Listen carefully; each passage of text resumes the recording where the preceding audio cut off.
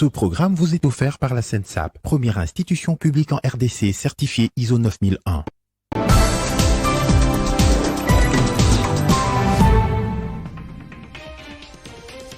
Quelques jours après son décès, Monseigneur Tarcisse Tshibangou reçoit des hommages officiels ce mardi au Palais du Peuple avant son inhumation prévue mercredi 12 janvier dans l'intimité familiale à la paroisse universitaire Notre-Dame de la Sagesse. Libération de 8 otages suite aux opérations militaires menées par les forces armées de la RDC en territoire d'Irumu. Ils étaient retenus pendant près de 2 mois entre les mains des rebelles ADF. Nouvelles activités sismiques à Nyiragongo. Le chef de l'État a dépêché une délégation des ministres pour suivre la situation ensemble avec les experts de l'Observatoire volcanologique de Goma. Nouvelle édition sur Télé 50. Merci de votre fidélité. 8 otages libérés suite aux opérations militaires menées par les forces armées de la République démocratique du Congo en territoire d'Irumu. Plus de 2 mois entre les mains des rebelles ADF. Ces personnes ont été présentées au gouverneur militaire par le coordonnateur de la société civile de l'Ituri. Les opérations militaires contre les ADF et leurs supplétifs se poursuivent sans désemparer. Les résultats sont de plus en plus probants et prometteurs. Neutralisation de leurs commandants, la destruction de leurs bastions, la récupération des armes et munitions de guerre et plusieurs capturés arrêtés sur le champ de bataille. Dans la foulée, les forces loyalistes assurent et protègent la population, mais aussi ils consolident la sécurité dans des zones conquises en territoire d'Irumu. Par conséquent, on observe le retour de la population dans leurs milieux respectifs, ainsi que la libération de plusieurs compatriotes congolais, jadis otages des terroristes ADF MTM depuis 2 mois. Dieudonné Lossa, coordonnateur de la société civile de l'Ituri, remercie les autorités militaires de l'état de siège d'avoir sauver la vie de 8 civils parmi lesquels le peuple autochtone. Ils ont été entre les mains des ADF, ils les ont fait travailler comme des ouvriers, des esclaves pendant 2 mois et c'est lorsque les opérations militaires ont commencé dans la forêt que ces rescapés que nous voyons ont eu la chance de se sauver. Je voudrais remercier les FARDC de leur travail qui a fait en sorte que nous ayons nos frères et sœurs vivants à ce jour. Ils étaient déjà morts, mais ils sont encore là. C'est à cause des travaux que vous faites et aussi une des actions positives de l'état de siège. Même son de cloche du côté du chef coutumier de Walese Vunkutu, qui a accompagné ses compatriotes au gouvernorat de province. Ile yote iko watu ya Walese Vunkutu. Ni kusema balikuwa na shamba au niveau ya Mandide. Alors, mimi nadhani son excellence siwezi kufanya kurepete shukrani na kazi yenyewe FARDC nafanya. Mimi nadhani pale sina neno mingi ya kusema. Le premier citoyen de la province, le lieutenant-général Luboyakan Chamadjoni, s'engage pour leur prise en charge holistique jusqu'au retour dans leur village d'origine.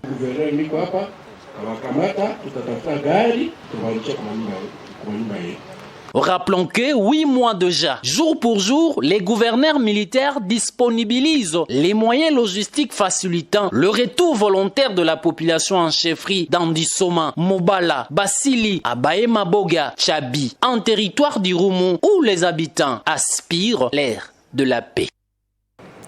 On Ituri toujours 7 miliciens de la Codeco, dont un chef spirituel et cofondateur du mouvement belliciste, sont tombés dans le filet des forces armées de la RDC. Ils ont été présentés devant le comité provincial de sécurité. Habillé en noir, pieds nus, le féticheur et cofondateur de la milice Codeco est désormais entre les mains des forces armées. Lichokalo Isaka, alias Savant, a été arrêté avec 6 autres miliciens Codeco. C'est ma joie aujourd'hui d'être entre les mains du gouvernement, car en brousse, il n'y a plus la vie.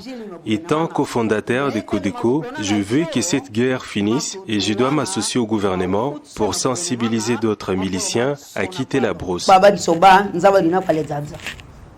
Cette arrestation fait suite à une opération musclée menée par les soldats loyalistes à Ouada, l'un des grands bastions de cette milice localisée dans le secteur de Walendu-Piti en territoire d'Indjougou.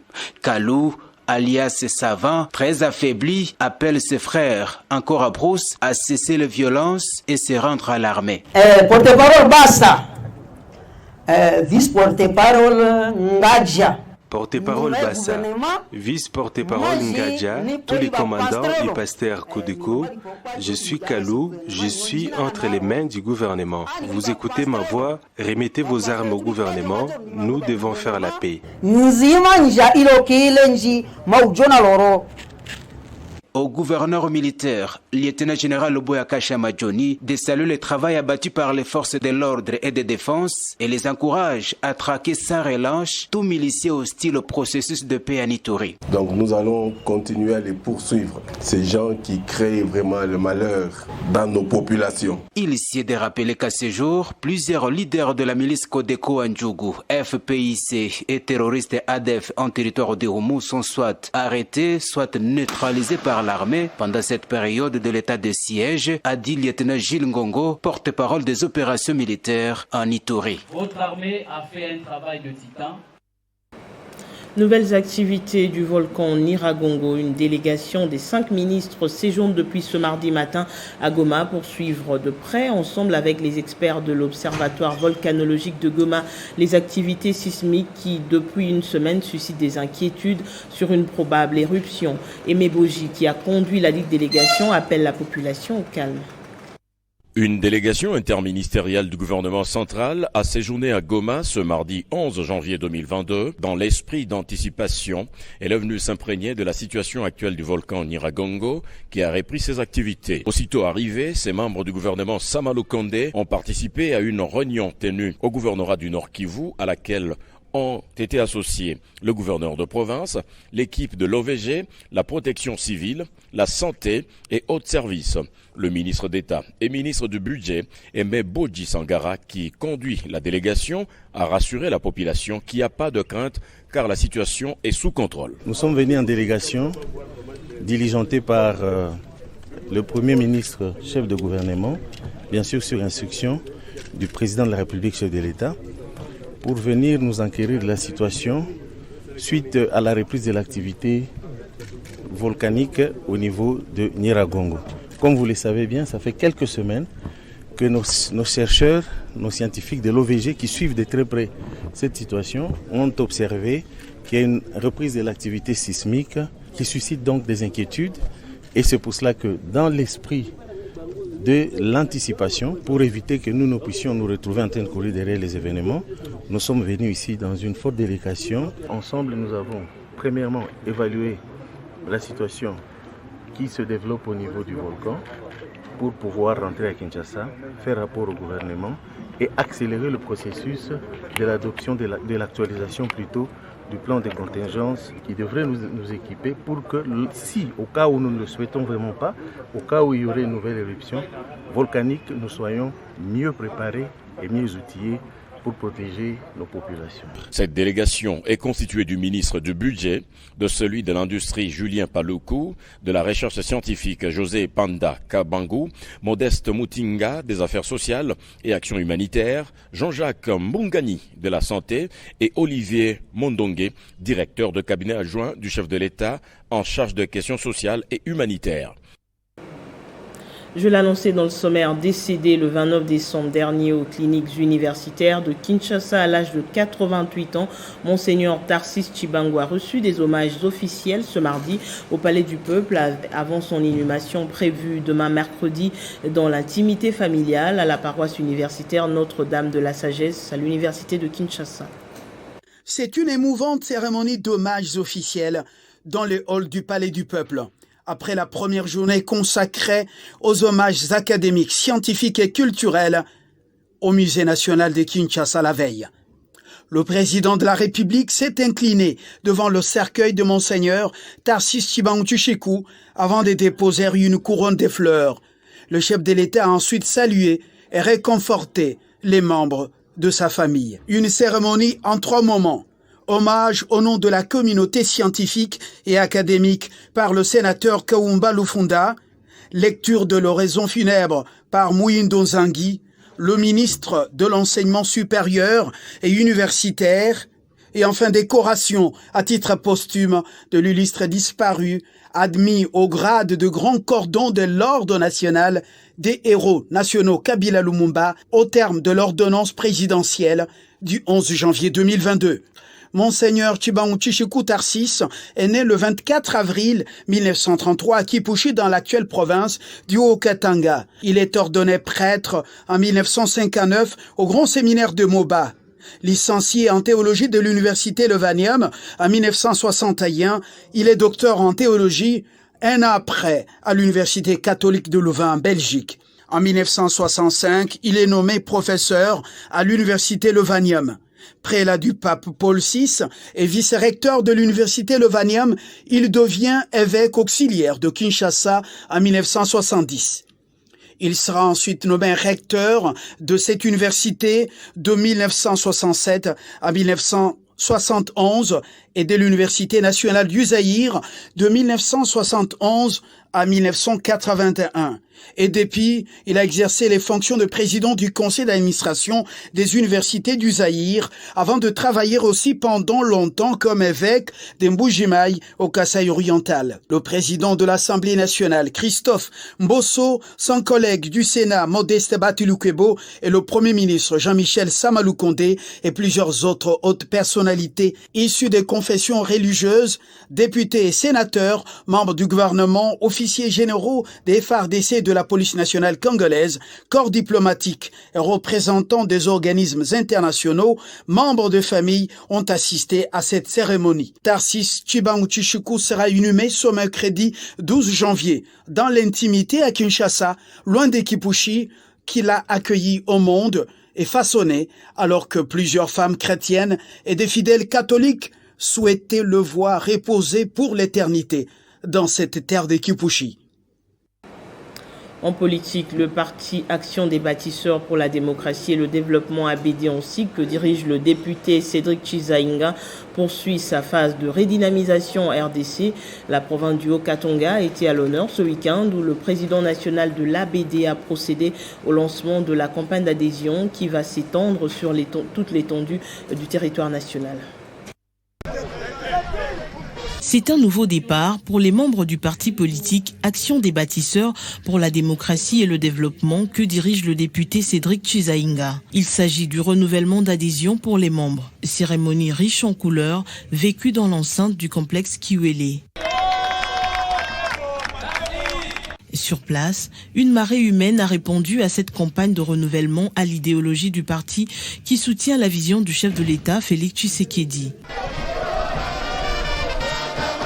Homme de terrain, le député Cédric Chizainga a effectué une marche depuis ce complexe en passant par les avenues du 30 juin et Roué jusqu'au siège social de son parti politique où il a profité de l'occasion pour inviter les Congolaises et Congolais à adhérer massivement à ce parti membre de l'Union sacrée de la nation. Nous avons dit que cette année c'est une année d'action pour le parti et nous devons relancer les activités. Et étant moi-même de la circonscription de Lubumbashi, c'était pour moi logique d'être le premier à m'adhérer au niveau de ma circonscription. C'est un jeune parti d'abord, c'est un jeune parti qui est plus socialiste et qui veut changer le bien-être du peuple congolais, qui met le Congolais au centre de sa vision, au centre de sa mission. Et nous pensons que par les différentes politiques en place que l'ABD aspire à redorer, c'est la vie du Congolais qui changera. Et je pense que plus ils viendront, plus ils découvriront que nous voulons faire la politique autrement. Tous ceux qui pensent que la vision de l'ABD pourra donner un plus et changer la vie du Congolais, nous les invitons tous à venir s'adhérer. C'est pour ça que nous l'avons fait publiquement pour dire que les portes étaient ouvertes pour tout le monde et que l'ABD attend conquérir le pouvoir. Dans une politique de proximité, la députée nationale Marie Mouabi a procédé à la cérémonie d'échange de vœux avec les veuves de sa circonscription électorale. À l'occasion, plusieurs biens de première nécessité ont été remis à ces femmes de la commune de Ndjili. Généreuse, la députée nationale Marie Mouabi Ntoumba a débuté l'année 2022 avec une action sociale en faveur de veuves de sa circonscription électorale dans la commune d'Ndjili à l'occasion de cet échange de vœux organisé par l'ASBEL Issona Isso d'Ndjili, dont elle est l'initiatrice. Cet élu du peuple, émis par sa base, a procédé à la remise des vivres et autres biens de première nécessité aux veuves, question de leur permettre des biens à débuter l'année. Moi, je ne veux pas vous laisser, comme vous avez accepté de venir ici pour qu'on communie ensemble avec les peu que j'ai. Je veux le partager avec vous à chaque fois que les besoins vont se présenter. Toujours près de ses électeurs, Marie Mwabintumba s'est toujours démarquée par son sens de partage et l'acte posé à l'occasion de cet échange de vœux a suscité des réactions. Merci.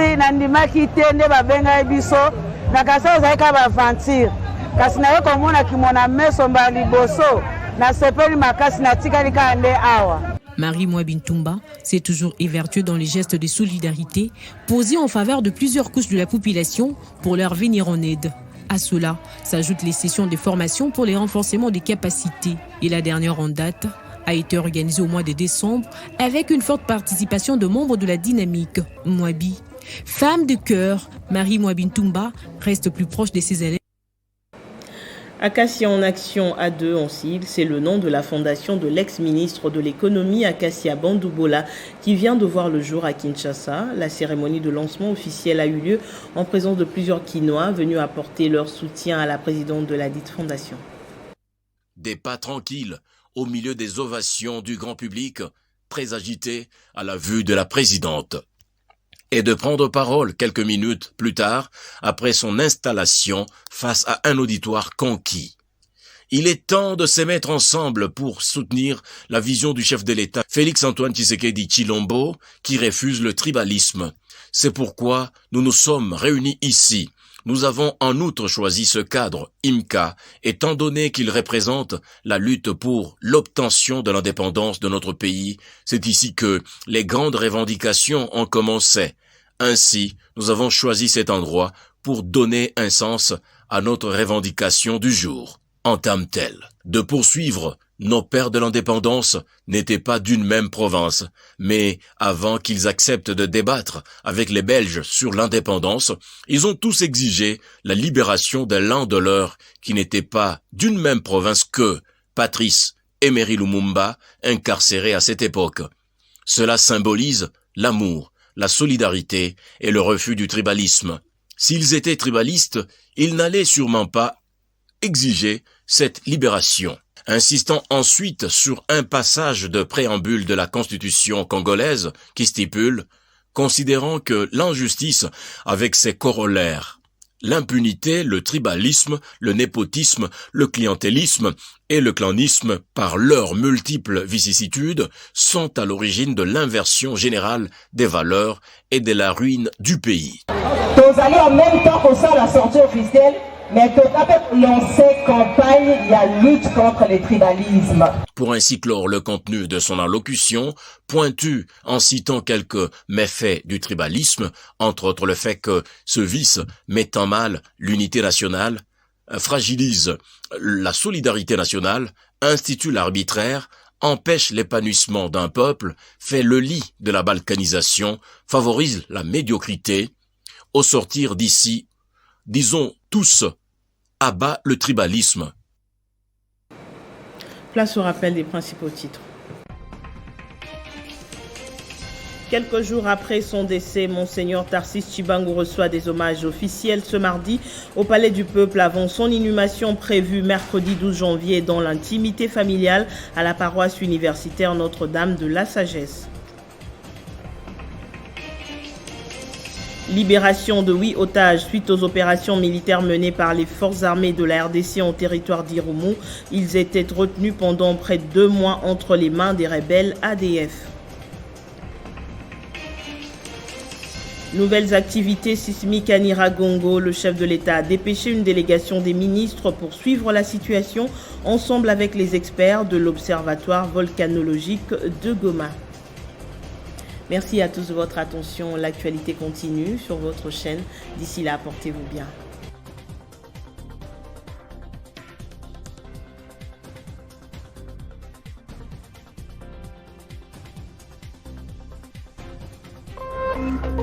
Téléchargez les infos Télé 50 sur www.télé50.cd. Ce programme vous a été offert par la SENSAP, première institution publique en RDC certifiée ISO 9001.